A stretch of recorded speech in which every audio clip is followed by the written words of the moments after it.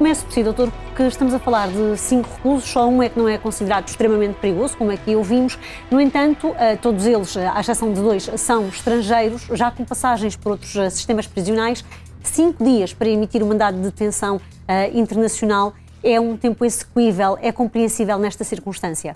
Boa noite, muito obrigado pelo convite. Não, de facto, aquilo que acontece é que, de um ponto de vista teórico, obviamente que temos aqui um quadro que evidencia as fragilidades do sistema prisional, mas também do próprio sistema de emissão destes mandatos de detenção a nível europeu.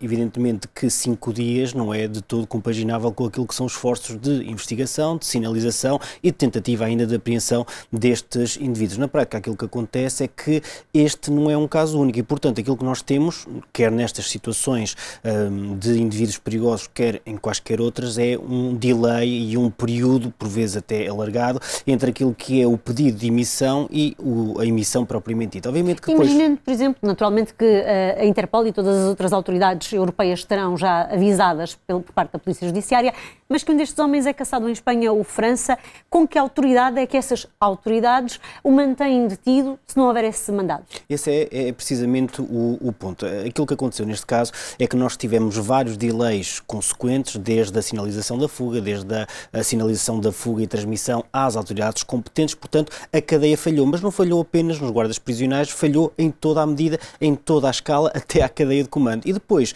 num caso que é até caricato, naquilo que são indivíduos que estão sinalizados já com tentativas anteriores de fuga, indivíduos que estão sinalizados com um grau de perigosidade muito elevado, um mandato de emissão que se cria completamente célere, que na legislação está previsto que seja emitido de forma urgente no menor tempo possível para, de facto, conseguir com que as autoridades europeias consigam dar, enfim, execuibilidade a esse mandato. Na prática não foi. E posso colocar formalmente exatamente essa situação, que é autoridades de Polícia Europeia, Interpol, Europol, ou mesmo as suas congêneres a nível local na Espanha, na França, na Itália, enfim, nestes países mais próximos geograficamente do nosso, não terem depois aquilo que é uma justificação de apreensão. Obviamente que aí existem sempre instrumentos médios de apreensão e de detenção cautelar e que podem ainda garantir algum grau de execuibilidade a essas medidas, mas é pouco. E é pouco porque, num caso que só fica paradigmático porque existe uma falha completa nessa cadeia de comando, nós esperaríamos que, pelo menos a partir do momento em que existe essa sinalização, houvesse qualquer compromisso em garantir qualidade aos passos subsequentes. Mesmo nesta emissão do mandato de detenção europeu, aquilo que parece é que não existiu a celeridade necessária. Quer dizer, nós estamos num espaço europeu com as fronteiras abertas, 5 dias é uma eternidade, algumas horas são uma eternidade que permitem a fuga destes indivíduos. E, portanto, mais uma vez, desde a falta de efetivos na prisão até à falta de auditorias regulares desses sistemas prisionais, até ao próprio momento de emissão do mandato de detenção europeu, temos falhas graves. E essas falhas parece que são das poucas coisas em que concordam sindicatos, sim, tutela e também os representantes das cadeias. Doutor, é compreensível, nós estamos a falar aqui de 5 homens, todos eles já com um cadastro muito longo, com passagem por outras várias cadeias em Portugal e não só.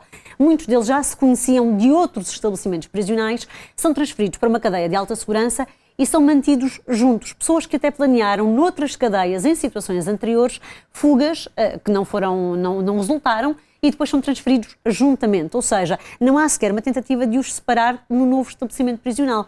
Compreende-se esse tipo de medidas?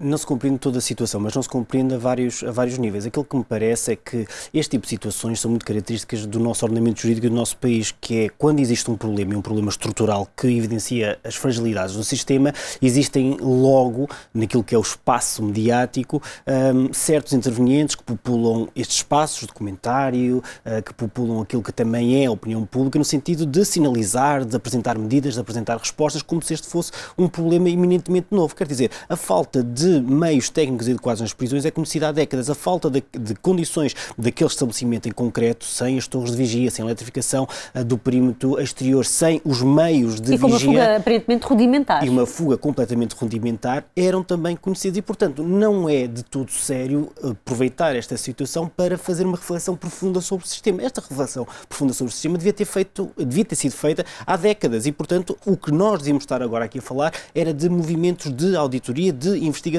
numa situação pontual. Mas isto não é uma situação pontual. Parece-me que é uma situação tremendamente estrutural. Porque a falha é estrutural. A falha é estrutural. E depois, esse exemplo que deu é paradigmático. Pessoas que estão sinalizadas com a tentativas anteriores de fuga, que já planearam em conjunto, aqueles mesmos indivíduos, tentativas anteriores de fuga. Vão para um novo espaço, um espaço com fragilidades que são conhecidas por todo o sistema e por todos os intervenientes, e não existe uma medida elementar de tratamento, de afastamento, de sinalização, ou pelo menos de fiscalização e supervisão daqueles indivíduos que estão, desde o início, referenciados como perigosos e como especialistas em fuga. Mas isto não é uma fuga de especialistas, isso é uma fuga de amador que foi compactuada com procedimentos amadores de supervisão. São falhas estruturais que terão que ser analisadas e, naturalmente, corrigidas.